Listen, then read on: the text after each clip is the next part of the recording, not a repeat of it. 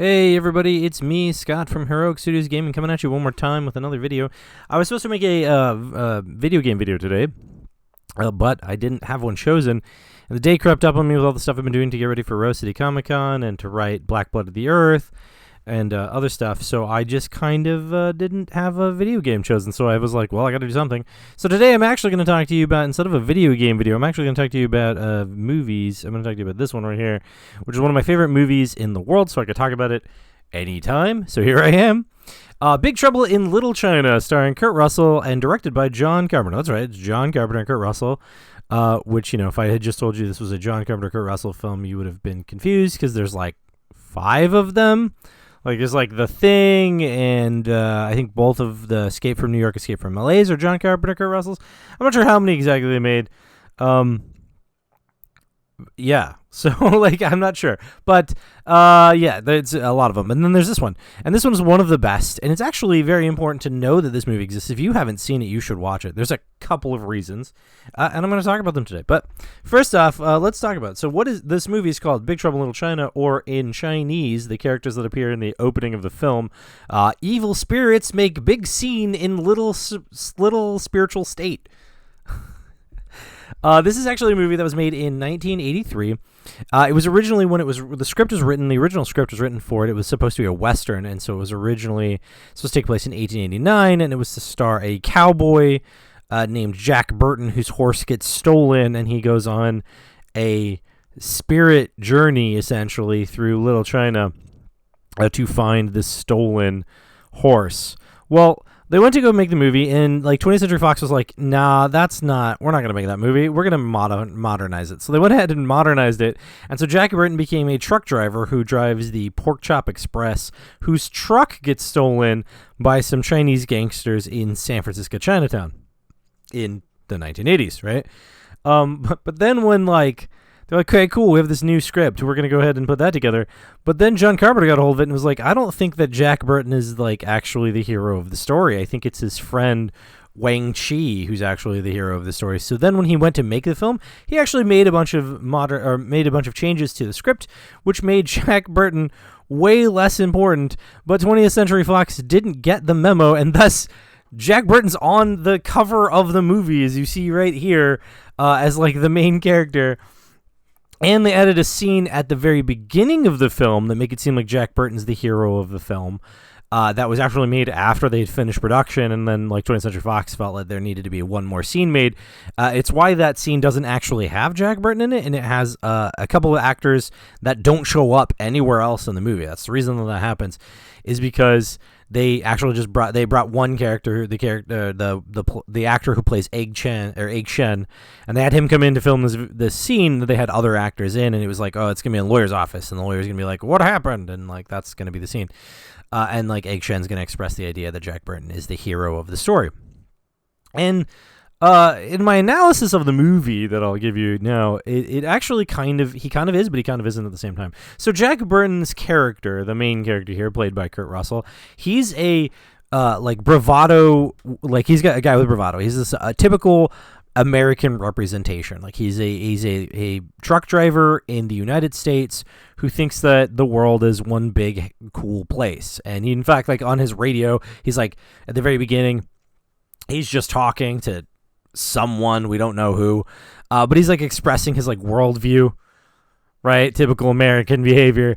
But his worldview is that like the world is an amazing place, and we would like, a person would be dumb to think that this ball is the only rock in the universe that's like life, right? Like he thinks that there's other planets with aliens, sort of a typical American thing to think.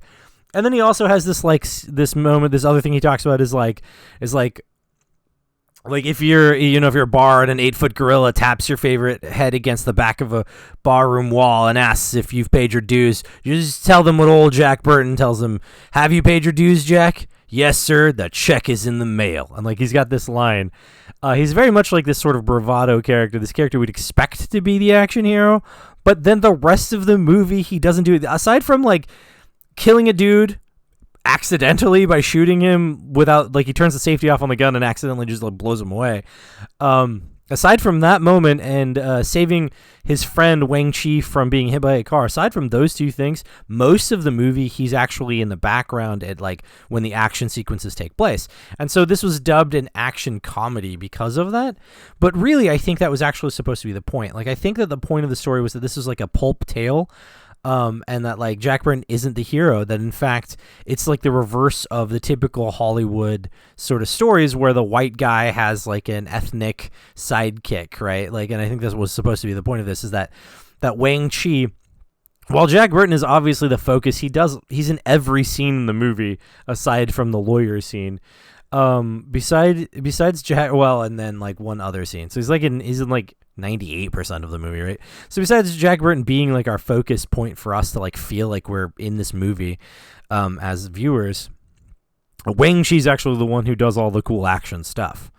And so it's like if we were watching like the Green Hornet, right, where like Kato is obviously way better than the Green Hornet, and so obviously Kato's like the main person. It's kind of like that. It's exactly like that, but it came out like long before the newer version of the Green Hornet where that's the case.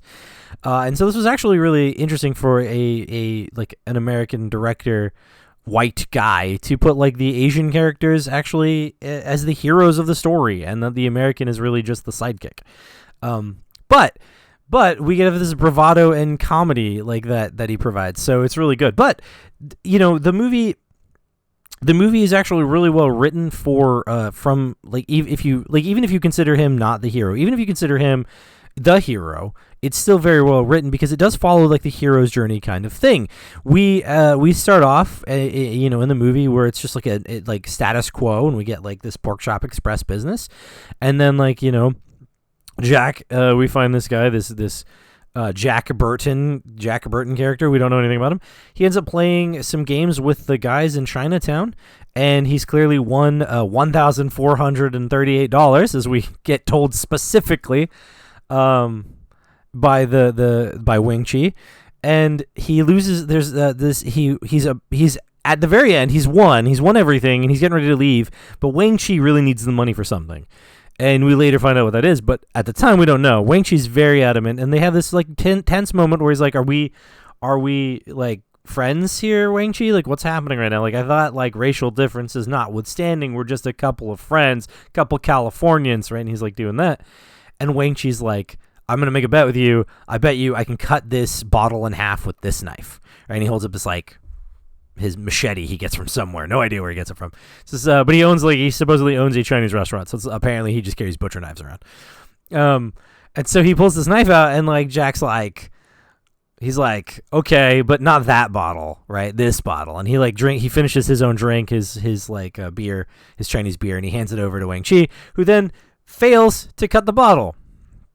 So Jack Burton wins the bet. And so the movie starts off with Jack Burton being like, well, okay, well, let's go back to your place and get the money, because Wang Chi doesn't have it. He obviously doesn't have it because Jack has won all the money from the game of Fantan that they were playing.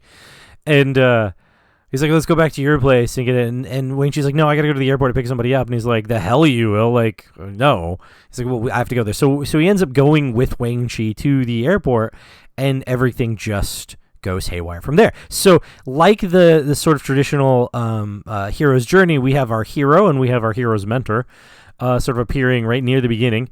And then when the person gets kidnapped from the airport, they follow them, and there's a moment where he tells Jack to turn right, and Jack's like, right where? He's like, right there. Instead, he'd snap his reflexes, which is like Jack's whole business, right? He snaps his reflexes, and he goes down an alleyway, and when he goes down the alleyway, the movie actually changes. And like it's no longer like America, right? It's no longer California. It's no longer San Francisco. There are scenes in it that I absolutely recognize where it's at, because it's on the road from like South San Francisco to San Francisco to the airport, right? And you pass in Candlestick, or what used to be Candlestick, no longer exists, but Candlestick Park is like, there's like a scene, I totally know where it's at. But anyway, that's the point. He turns down this road, which is funny because he's in South San Francisco. He's not in actual San Francisco because of the way he was driving earlier. So but he's in Chinatown magically. But he makes this turn, and he goes into this alley, and it all of a sudden becomes like all of the architecture is very China.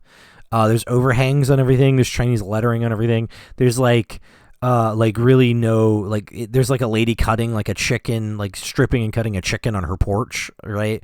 And like on the second floor, there's like steam everywhere. There's like manhole covers that don't look like they're American manhole covers. He like literally enters China.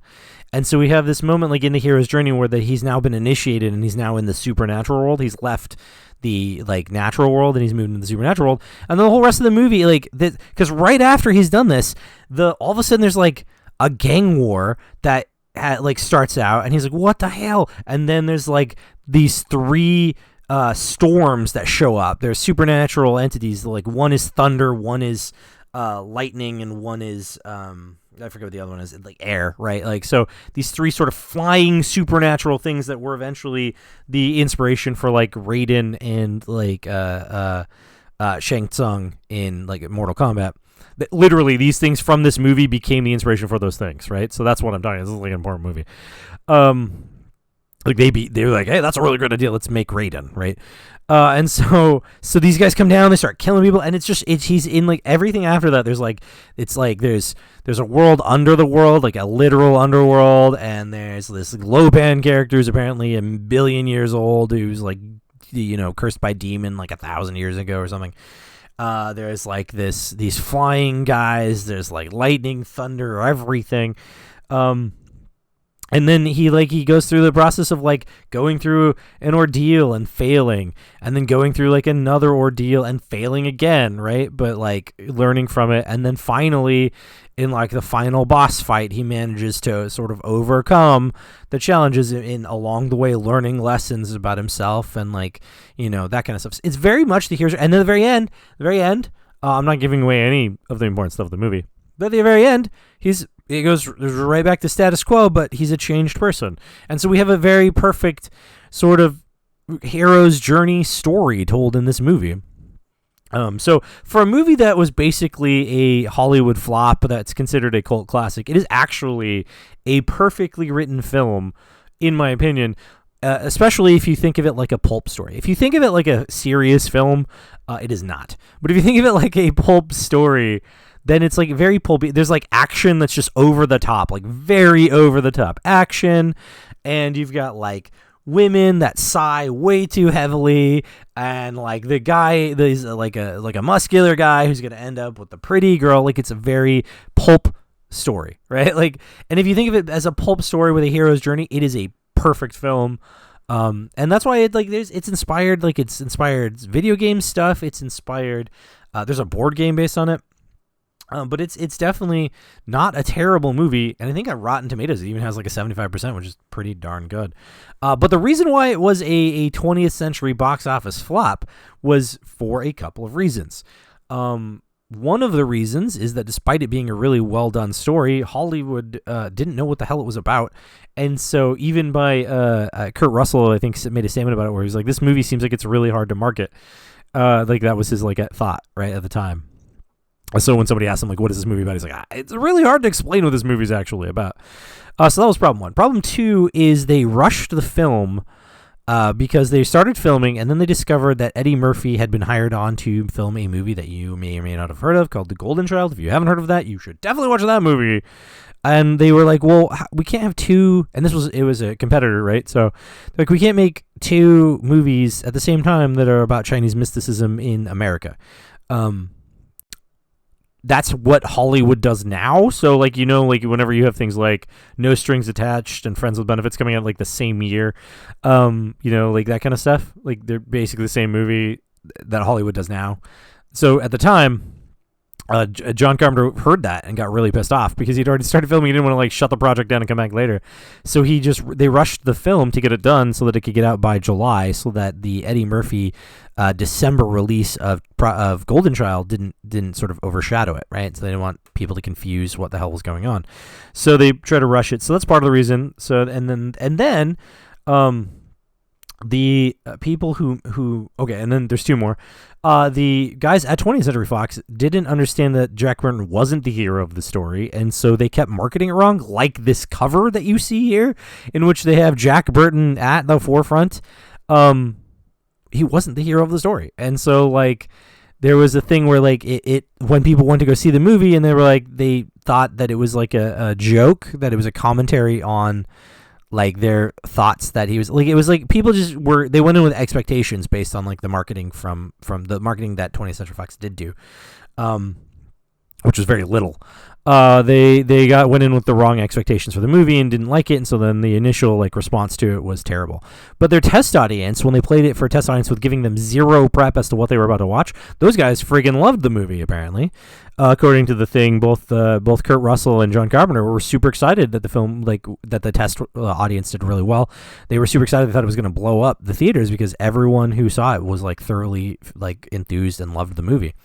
But then when it went to actual audiences, that did not happen, and like people just didn't go watch it. So that was part of the problem. And then the fourth and final problem was that 20th Century Fox released another movie at the same time. I think it was 20th Century Fox. Yeah. Yes, I think it was 20th Century. Anyway, maybe I'm wrong. I'll have to look into it. But there was another film, another film that came out literally 16 days after Big Trouble in Little China. So you know how that happens when like a movie comes out and then like a big movie drops right after it. Like nobody goes to see, like after a week or so, no one goes to see the first movie because that big movie is like everyone's going to see that. So no one is spending any money on watching a movie that's now 3 weeks old. 16 days after Big Trouble in Little China hit the theaters, a movie came out that, like I said, I believe was 20th Century Fox. It was called Aliens. That's right. Alien 2, right? Aliens came out. And so it was completely overshadowed by Aliens that came out 16 days after. So that's the reason why Big Trouble in Little China was not one of those giant films that everybody knows. But for those that have seen it, they know it's an amazing movie. In which like you've got these characters who are very cool and this sort of mystical Chinatown thing, that was that for those of you who like mystical stuff, that's totally cool. And for like me who likes Asian culture, like who likes Chinese and Japanese and Korean history, it's like super cool. It's like fun for me, but then also it's and then also for me because San Francisco is where my family lives, right? Like it's where everybody I know lives and where I go every year around December for Christmas time and end up spending time. Like, yeah, so there's like all these different reasons for why I like the movie, but I also like the movie because I honestly do believe it is a really, really well done movie. And I don't think I'm wrong in that. In fact, I know that a few people also think that are in like my circle of friends. Like David Heath and I have both like patted each other on the backs for our love of this movie. So, but yeah, like it's a great film. You should go see it. And I do. And it was formative for me because it was this idea, like this urban fantasy concept that later became like a genre. Like this was the first time I noticed that was a thing where I could play around with reality and throw a level of supernatural on top of it and it would be fine. Because, it just is. And so this was like that first experience. I watched this movie. It came out before I was born, but I watched it. I don't know when I watched it. It's one of my dad's favorite movies. So I remember watching it super young, and I've seen it a million times, and I have it in 4 different formats. In fact, I could start playing it right now. I've got it in digital format on my computer, but I've also got it on my phone. It is one of those movies that I will never not watch. Like if it's ever on, I will just sit and watch it, and I can like quote the hell out of it. Not perfectly, but, pretty darn close. In fact, when I nod sometimes, I'm actually like, when I do like this slow nod where I go like that, I'm like picturing the moment where Jack is nodding to Wang Chi in the truck when Wang Chi is talking about his spirit and his body going north and south.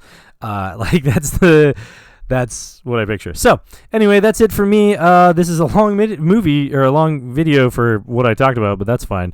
I hope you guys enjoy it. Sorry I didn't make you a video game video. Maybe I'll make one next time, but this was, I think, pretty good instead. So anyway, goodbye.